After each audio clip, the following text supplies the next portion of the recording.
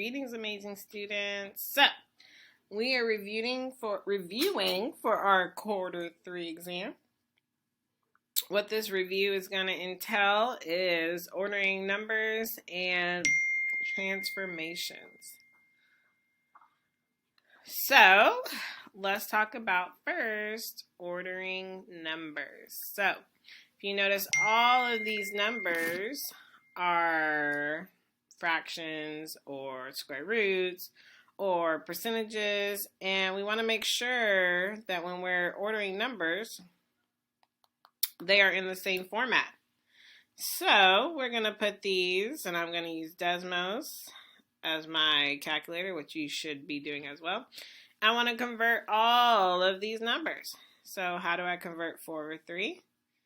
Well, I put it into Desmos, 4 divided by 3. And remember, it should look just like you see it on here. So that would be 1.3 repeating. Go ahead and try to put this one in Desmos. Pause the video. The square root of 15 over 4 should have gave you 0.9682. I'll just do that. 150%, how do I go from percent to decimal? DP, percent to decimal, 2 places to the left. So here's my decimal, 2 places to the left. So it'll be 1.50. And then this is already a decimal. So let's say I want to put these in descending order. When you hear the word descending, you should think of going down. So that'd be greatest to least. If you feel like you can do that already, which everyone should, obviously, then please pause the video and put them in order. So the greatest number, if I notice these all have ones, these 3 have ones in the tens place. So that means I need to go look in the tenths place.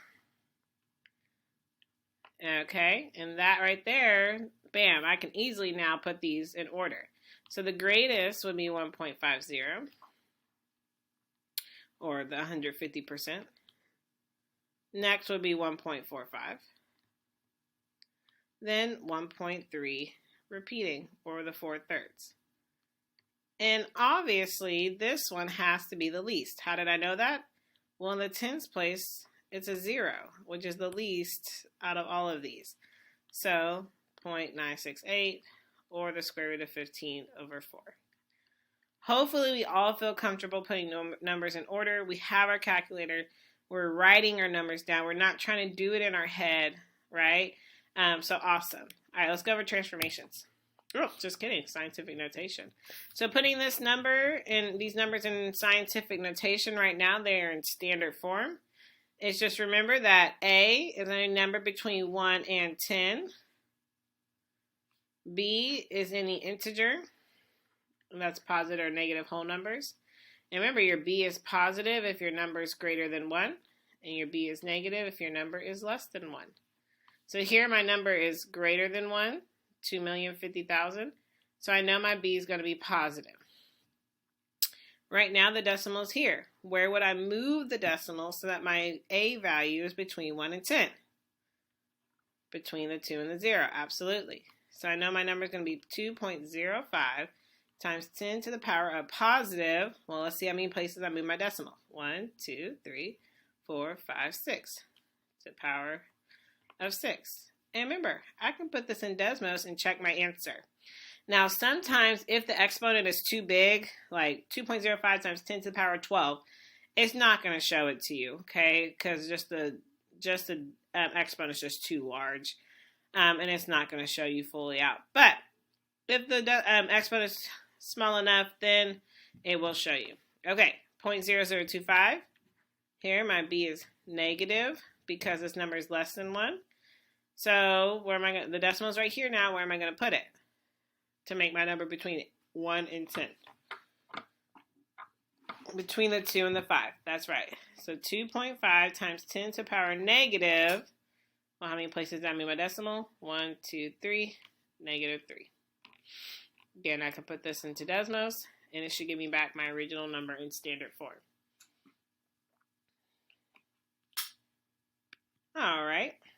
And what if I wanted to go to scientific notation to standard form? Well, the exponent tells me how to move my decimal. If it's a positive b, then I need to move my decimal to the right. If the b is negative, then I need to move it to the left. So 4.07 times 10 to the power of positive 2, that's telling me to go 2 places to the right. 4.07, 1, 2. So that number is 407. 2.3 times 10 to the negative 4, that's telling me to go 4 places left. So 2.3, 1, 2, 3, 4. Fill in all these empty spaces with zeros. So my number is 0.00023. All right, now we can look at our transformation rules. We know that translation is a slide of a figure. All right, let's say I was moving left, right, up, or down. I'm sliding it across a coordinate plane. On translations, if you have a hard time remembering, okay, what does X go with? What does Y go with? Always create a graph, right? This tells you your directions. So if I'm moving to the right, I know that's the X axis or the X value. And if I'm moving to the right, that's increasing, so I know that'll be adding to X. If I'm going to the left, that's still on the X axis, but if I'm going left on this number line, I'm decreasing down this X axis, so that'll be subtracting. So right, left. If I'm going up, that's the Y axis, and I'll be increasing up the Y axis, so that'll be adding. And if I was going down, that's still the Y axis, and I'm decreasing. The numbers will be getting smaller as I go down. So subtraction from the Y if I was going down. So if I'm going 3 units right, is that X or Y?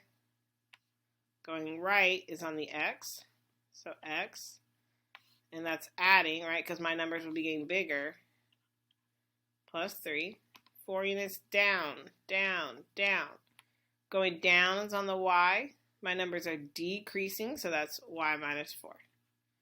So it'll be X plus 3, Y minus 4. Oops. X plus 3, Y minus 4.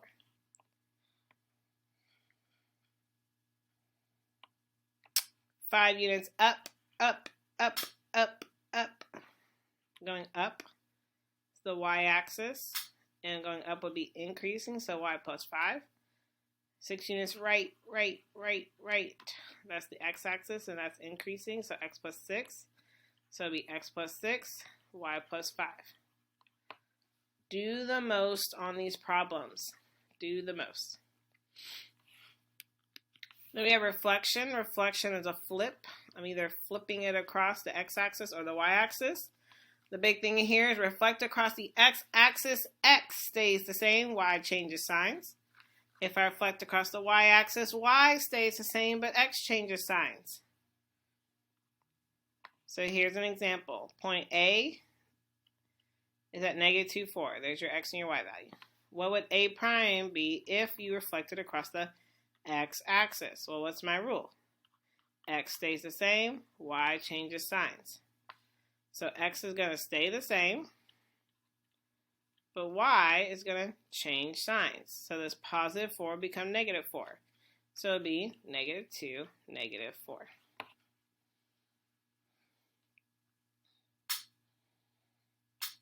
Then we have rotation. And again, guys, remember these are memorization. And it's just about memorizing. So 90 degrees clockwise, the same thing as what counterclockwise? 270. My rule is y negative x. 180 clockwise, counterclockwise. Most of you memorize this one. Negative x, negative y. 90 degrees counterclockwise is the same thing as 270 clockwise is negative yx. So point A is at negative 4. What would A prime be? Well, I'm going to, if I rotate 270 clockwise, so looking at a graph, if I go 270 clockwise, 90, 180, 270, that's the same thing as 90 degrees counterclockwise. So the rule is negative yx. Change the sign of y. Flip x and y. So 4 is going to become negative 4. And then flip the 2. So it'll be negative 4, negative 2.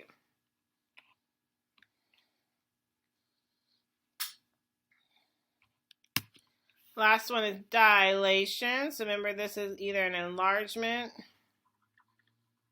or a reduction. Something's either getting bigger or smaller. So this is the only one that does not preserve congruence. The rule is kx, ky, where k is multiplying to x and k is multiplying to y. K represents your scale factor. If it's greater than 1, that's an enlargement. If it's between 0 and 1, that's a reduction. And define K, new over old. So, how do I know which one the new one is? That's right, that prime notation right here, A prime, would tell me this is the image and this is the pre-image. Because this one doesn't have a prime on there. So I need to find the coordinate. K equals new over old. K equals, the new one would be A prime over A. So I just need to find a coordinate on A prime. Well, this one right here is pretty easy, 0, 5. And that same coordinate on the other one is 0, 8.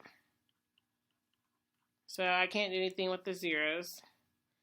But 5 divided by 8, I can either leave it as 5/8, or I can write down the decimal. You'll probably most likely just see it left as 5/8. So K equals 5/8, which will be 5/8 x, 5/8 y. Okay, I hope that was enough for you for review. Let's go ahead and answer this question. It's not a warm-up question, but it's just a question. Which one does not preserve congruence? Well, we know that's dilation, but we need to figure out which one is dilation. Well, we just reviewed. We know that dilation is kx, ky. So anything that does not have a number multiplied to x and a number multiplied to y is not dilation. So negative xy, what is that one? Reflection across the y-axis.